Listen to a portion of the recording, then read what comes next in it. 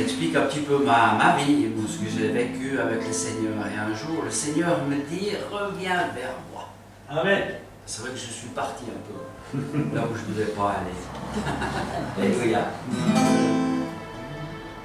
Dans ma vie, j'étais perdu et le cœur brisé. Mais jamais, malgré les faits, tu ne m'as oublié. Et un jour, j'entendis le son de sa voix. Reviens vers moi, reviens vers moi. Quand je fais un faux pas, tu me ramènes vers toi. Et souvent je me blesse, tu poses ta main sur moi. Quand je m'éloigne de tes pas, tu me prends dans tes bras. Oui, dans tes bras, oui, dans tes bras. Par ton amour et ta parole, j'avance pas. Jamais plus je ne pourrai me détourner de toi. Chaque jour je découvre une grâce, elle vient de toi. Jamais plus je ne voudrais me séparer de toi. Je voyais tout en noir et ta lumière m'a trouvé. Pour me sauver de mes péchés, ta vie tu m'as donné. Quand je rentre fatigué d'une longue journée, tu me prends dans tes bras, puis dans tes bras. Par ton amour et ta parole, j'avance pas. Jamais plus je ne pourrai me détourner de toi. Chaque jour je découvre une grâce, elle vient de toi. Jamais plus je ne voudrais me séparer de toi. Jésus, tu es ma délivrance, c'est par ta vie.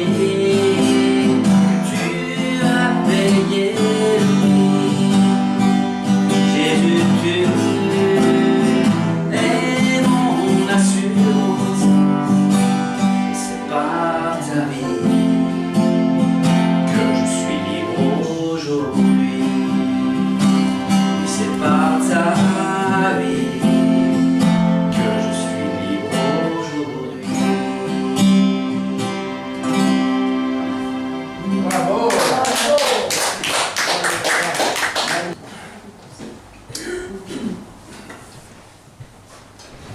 Gloire à Dieu, merci Seigneur.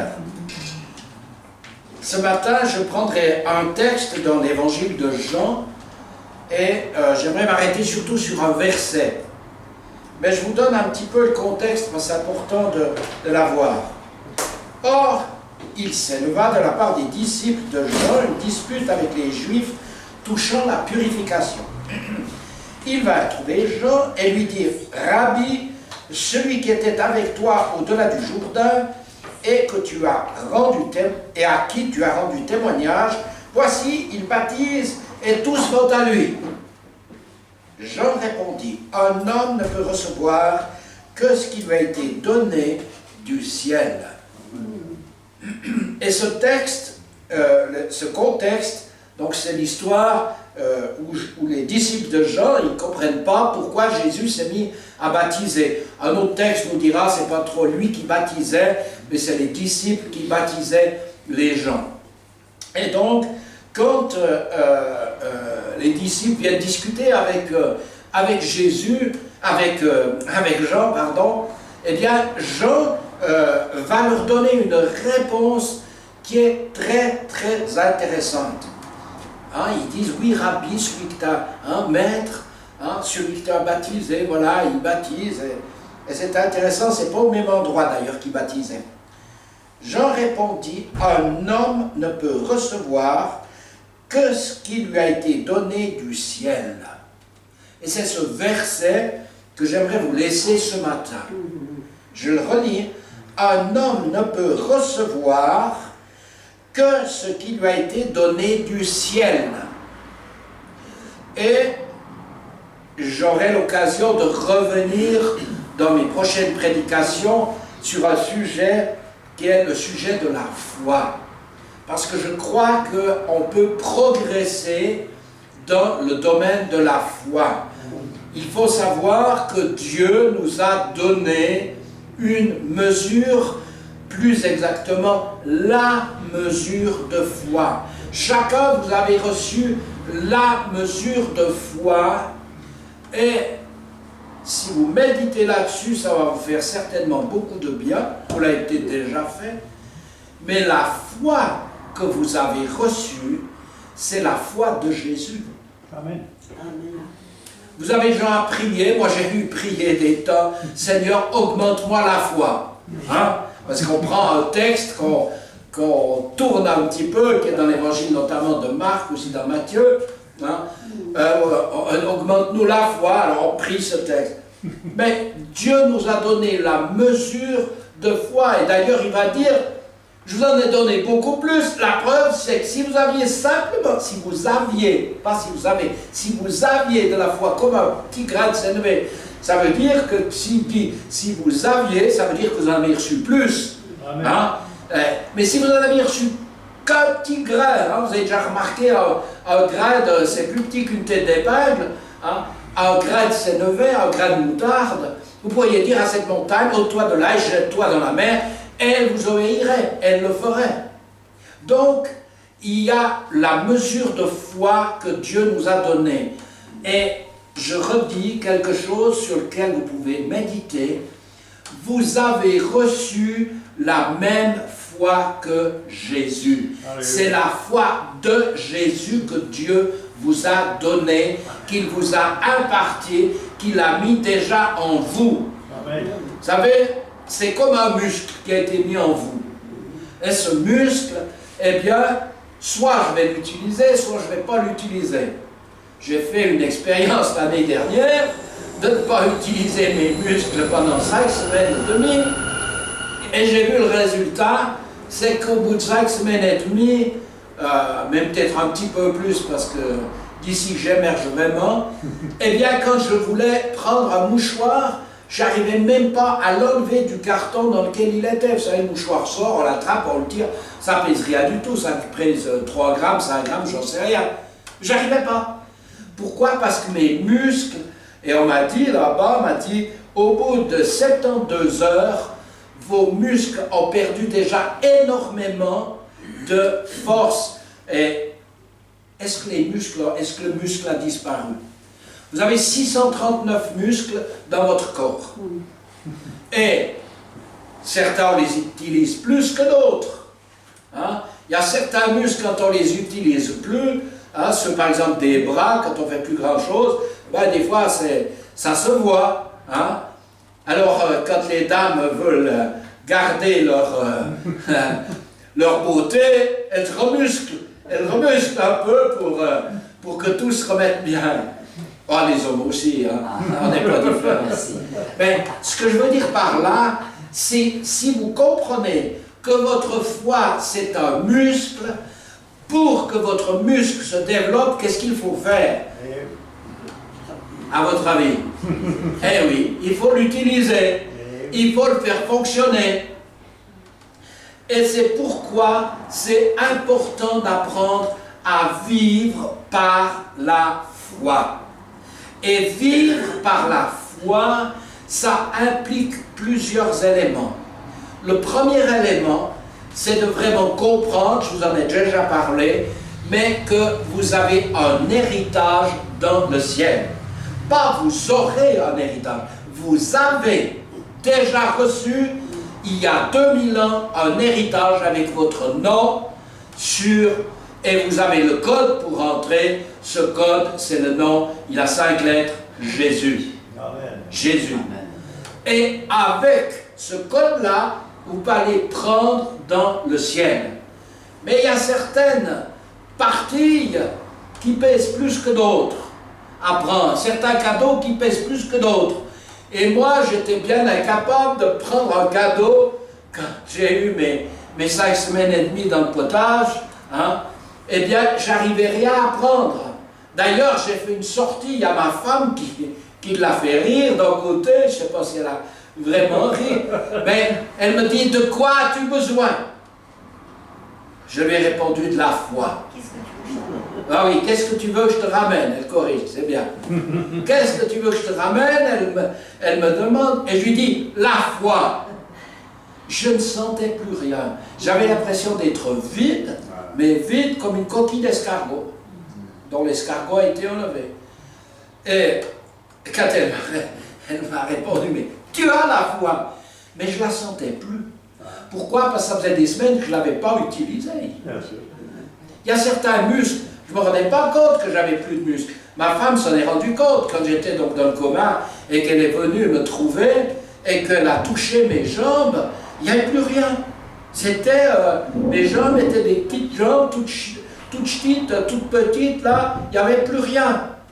Maintenant, si elle me les touche, ça va, c'est bon. Amen. Ces exemples pratiques, c'est pour vous dire que notre foi, c'est extrêmement important de l'utiliser chaque jour. Chaque jour. Il y a une incrédulité qu'on utilise peut-être, chaque jour, c'est l'incrédulité qui est un contre-muscle, ça n'existe pas dans le corps, en tout cas, j'ai jamais entendu ça, c'est une invention de ma part, mais c'est comme un contre-muscle qu'on est habitué à l'utiliser, c'est le muscle de ce que je vois, de ce que j'entends, de ce que je sens, de ce que je goûte. Tous mes muscles, tous mes sens, ils me parlent très fort. Si vous avez mal quelque part, votre corps vous parle. Et il parle très fort. Et là, il y a quelque chose d'extrêmement intéressant, c'est que pour changer quelque chose dans le monde de naturel, pour le changer, pour que vraiment on le transforme, autrement qu'avec des médicaments, j'ai rien contre les médicaments, j'en ai pris, j'en prends encore 2, hein, et puis un de ces jours, quand j'aurai ma foi qui aura réussi à monter, enfin mon muscle encore un peu mieux utilisé, ben, je l'arrêterai comme j'ai souvent arrêté des médicaments. Mais je sais une chose, c'est que j'ai besoin d'utiliser ma foi parce que ma foi, elle ne vient que ce qui est dans le ciel. Elle vient d'en haut, elle vient du ciel. La foi, eh bien on le voit dans les Romains quand il est dit, la foi vient de ce que l'on entend, est-ce que l'on entend de la parole de Christ. Alors si vous lisez la Bible, ça c'est une lecture, je peux lire ma Bible, mais je suis sur la terre et je comprends avec la notion terrestre des choses, avec mon intelligence et tout. Mais, si je veux que ça vienne du ciel, j'ai besoin d'avoir une révélation, d'avoir une pensée divine qui vienne à l'intérieur de moi. Alors, comme il est dit, un homme ne peut recevoir, je ne peux recevoir, par exemple, une guérison, je prends toujours la même chose parce qu'on a tous été confrontés à de la maladie ou à des douleurs ou autre, ce que je peux recevoir qui vient du ciel. Qui vient du ciel. Vous pouvez utiliser la Bible, c'est-à-dire prononcer des paroles qui sont dans la Bible, des versets dans la Bible, mais qui sont simplement parce que c'est dans votre tête, ça ne va rien faire. Il ne se passe rien. On a tous fait cette expérience, non? Vous ne l'avez pas faite? Vous avez prononcé certaines choses et il ne s'est rien passé. Et souvent, on se dit, mais pourquoi? Pourquoi? Parce qu'on a besoin d'écouter ce que Dieu, que ses paroles nous soient révélées. Je vous l'ai dit plein de fois, je le redis encore une fois, mais quand j'ai dû commencer à prêcher et qu'il y avait de plus en plus de monde, et que je ne pouvais même pas imposer les mains aux malades parce qu'il y avait trop de monde, mais quand c'était comme ça, au début, j'avais un conflit en moi entre ce que la tradition religieuse évangélique m'avait appris. Cette tradition, c'est que Dieu guérissait qui voulait, en fin de compte. Hein? Eh bien, tous ne sont pas guéris, on prenait des textes, et ceci, ça. Vous connaissez la chose. Mais cette tradition-là, quand je devais prêcher et prier pour les malades, quand vous avez 3 000 à 4 000 personnes devant vous, vous démarrez une mission d'évangélisation, au début il y a 800 personnes, puis ça augmente, il faut être dans la foi pour prier pour les gens. C'est pas parce que je vais prêcher l'évangile, que je vais sortir des versets de la Bible, qu'il va se passer quelque chose. J'ai besoin de recevoir de Dieu. Et quand je donne ce que j'ai reçu de Dieu, alors la puissance de Dieu est à l'œuvre. Amen. Mais j'étais dans le doute. Et dans le doute, Jacques nous le dit, ça ne va pas marcher. Et j'ai dû interroger, j'ai dû demander au Seigneur, mais révèle-moi, j'ai besoin de comprendre. Jusqu'au jour où le Seigneur m'avait donné cette vision que je vous ai déjà donnée, mais c'est bon de la répéter, je crois, où je me suis vu au pied de la croix, j'avais ma Bible comme ça dans les mains, et j'étais en train de discuter sur Trophime, sur Timothée, qui avait des maux d'estomac, sur Paul avec les chardes, j'étais en train de discuter comme ça. Mais je voyais le pied des croix, juste le dernier bout de la croix qui était planté, mais je ne voyais pas ceux qui étaient sur la croix. J'étais juste légèrement en dessous des pieds, ce que je voyais. Et puis j'étais en train de discuter avec des anciens de l'église évangélique où j'allais quand j'étais petit. Et là, j'étais en train de discuter. Et d'un coup, j'écoute le Seigneur qui me pose une question. Il me dit, est-ce que j'ai tout accompli, oui ou non? Je suis resté tétanisé. Il y avait une telle autorité, une telle puissance. J'étais en train de toucher à l'œuvre que Christ faisait sur la croix. Amen. Et je me suis dit, mais c'est affreux de penser comme ça. Mais c'est quoi? Qu'est-ce qu'on m'a enseigné? Mais qu'est-ce qu'on m'a dit? On peut dire ce qu'on veut. Je crois ce que Jésus a fait sur la croix. Amen. Amen. Et je ne rajoute ni une virgule, ni un point. Hein, rien. Ce qu'il a fait, il l'a fait. Et il n'y a pas d'autre explication. On dira ce qu'on veut. Parce qu'il y a des explications, alors j'ai des problèmes avec mes péchés. J'ai des problèmes avec mes péchés. C'est clair. Mais pour moi, il a payé. Il a tout accompli. Et j'ai dit, pardon Seigneur. Oui, tu as tout accompli. Et après, je prêchais avec foi. Après, je pouvais prêcher dans la puissance de Dieu. Et là, je voyais des aveugles, des sourds, des gens qui étaient dans des chaises et tout ça se lever et guérir. Pourquoi? Parce que j'avais reçu du ciel une révélation qui me donnait de l'autorité. Et c'est ce que Jean dit. Il dit, mais vous n'avez pas compris, vous êtes en train de chercher à comprendre, mais intellectuellement sur ce qui se passe. Mais pourquoi lui se met à baptiser alors que c'est toi qui dois baptiser, vous savez? Non. Un homme, je redis, ne peut recevoir que ce qui lui a été donné du ciel. Et si on reçoit, c'est pour donner. C'est pour donner. Amen. C'est pour apporter aux autres. Et quand je vous parlais des muscles, du muscle de la foi, je crois que, on écoutait quelqu'un qui parlait justement, si moi aujourd'hui, on m'amène un haltère de 120 kilos à soulever, qu'est-ce que vous pensez qu'il va se faire? Ben, il va se faire que je vais me relever comme ça, parce que je n'aurais pas décollé, mais je me serais fait certainement mal au dos. Pourquoi? Et s'il arrive un haltérophile, qu'est-ce qu'il va faire? Il va le prendre, il va se baisser et il va le lever. Je ne sais pas s'il arrive à le mettre à bout de bras à 120 kg, j'y connais rien. Mais ce qu'il va faire, il va certainement le soulever. Pourquoi? Quelle est la différence entre lui et moi? Ben, lui, il s'entraîne depuis des années, il soulève petit à petit des poids de plus en plus importants parce qu'il doit tout muscler, son être, pour pouvoir les soulever. Et parfois, on prie et puis on a des illusions. Enfin, pas vous, moi j'en avais. Seigneur, j'ai besoin que tu m'augmentes la foi. Oh Seigneur, je te demande, donne-moi vraiment, verse encore de la foi sur moi, donne-moi davantage de foi. Il est écrit, prenez le texte de Marc, et je m'attendais à recevoir quelque chose. Et puis, ma foi ne bougeait pas, elle n'était pas différente. Elle n'avait pas bougé. Pourquoi? Parce que c'est pas comme ça que ça marche. La foi, c'est de mettre en pratique la parole de Dieu révélée. La mettre en pratique. Mais je vais trouver une force contraire qui va vouloir m'empêcher de recevoir. C'est la puissance de ce que je vois, de ce que j'entends, de ce que je ressens, de tous mes sens. Ils vont me parler autre chose. Et vous savez, je suis en train de réfléchir. Vous avez déjà dit une phrase, j'avais dit que je ne voulais plus demander aux gens comment ils vont, mais dire comment va ta foi.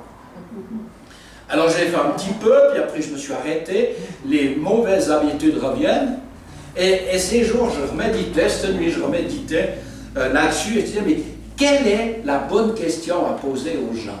Parce que si je vous dis comment tu vas, si vous avez mal, vous avez bien des chances de me dire, j'ai mal à tel endroit, j'ai mal là.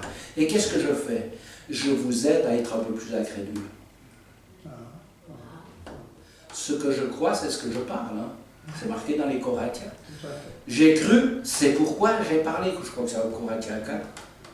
J'ai cru, c'est pourquoi j'ai... 2 Corinthiens 4, 13. Moi, je l'avais noté, ça. Et comme nous avons le même esprit de foi qui est exprimé de cette parole de l'Écriture, j'ai cru, c'est pourquoi j'ai parlé. J'ai cru. Alors, il ne s'agit pas de nier les douleurs et ce qu'on a. C'est pas ça. Mais c'est-à-dire, c'est à moi de faire un choix. J'ai besoin que tu m'aides dans ma foi, par exemple, parce qu'il est dit, si 2 d'entre vous s'accordent pour demander quelque chose, je vais le faire. Et quand je prie avec vous, je veux m'accorder avec votre foi, pas avec votre problème. Je m'accorde avec votre foi. Et votre foi, elle est basée sur une parole que Dieu vous a donnée, vous a révélée. Et quand il nous a révélé une parole et qu'on la parle, eh bien, ça va avoir de la puissance. Après, il y a des fois un temps qui se passe. Vous connaissez l'histoire de Daniel, j'en reparlerai peut-être mardi, mais Daniel, dans Daniel, on voit à un moment Daniel qui prie, et puis il y a Gabriel qui vient vers lui et il est en train de prier, il est en train de demander, de parler au Seigneur, il a demandé pardon, fait tout. Et l'ange Gabriel tout de suite arrive vers lui et il lui dit, mais voilà, la réponse est là. Et puis vous passez au chapitre 10, et là au chapitre 10, qu'est-ce que vous lisez? Vous lisez que Daniel prie, il jeûne, alors avant au chapitre 9, il jeûne et il prie aussi déjà. Il confesse ses péchés, les péchés du peuple et tout ça. Et dans le chapitre 10, qu'est-ce qu'il fait? Eh bien, il parle au Seigneur, il commence à prier, et il ne se passe rien. Il ne voit rien, mais il continue. Il ne s'arrête pas. Et c'est ce qui se passe. C'est que si vous voulez que votre foi augmente, vous allez être confronté entre ce que vous sentez et ce que vous voyez, et ce que dit la parole de Dieu. Ça va être une confrontation entre le ciel et la terre. À quoi je vais donner de l'importance? Je vais donner de l'importance à ce que je vais parler. Je vais donner de l'importance à ma souffrance si j'en parle. Je vais donner de l'importance à ce que Dieu m'a dit si je suis branché sur le ciel. Vous voyez? C'est facile à dire, mais moins facile à faire. Je ne sais pas pour vous, mais en tout cas, moi, c'est le cas. Je vous dis, je ne suis pas un spécialiste encore là-dedans, mais j'y travaille. Parce que, pourquoi? Parce que j'ai compris que ma foi, elle va s'exercer.